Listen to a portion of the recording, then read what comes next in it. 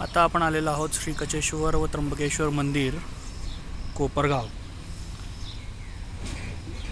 शुक्राचार्यांचं जे मंदिर होतं त्याच्या पाठीमागे हे पण एक सुंदर स्वच्छ असं एक मंदिर आहे.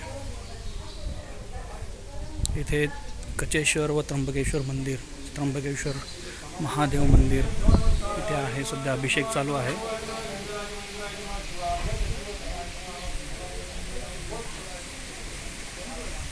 ह्या मंदिराचं वैशिष्ट्य असं आहे की इथे नंदी महाराज तुम्हाला बघायला मिळणार नाही. त्याच्या पाठीमागे एक ऐतिहासिक पौराणिक अशी कथा आहे.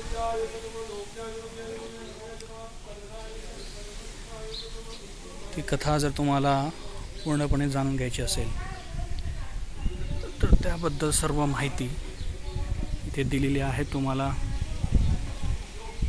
वाचायची असेल तर व्हिडिओला पॉज करा आणि संपूर्ण माहिती व्यवस्थित वाचून घ्या. त्यानंतर इथे आहे तीर्थक्षेत्र कचेश्वर मंदिर.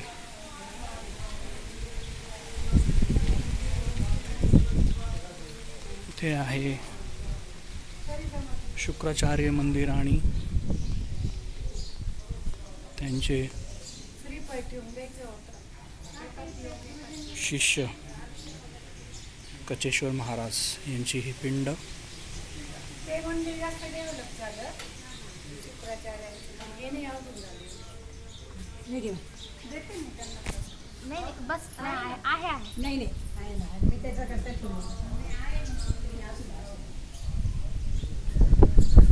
बघू शकता किती सुंदर असं वातावरण.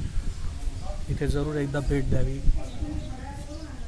शांतते मनाला अशी अद्भुत शांतता लाभते.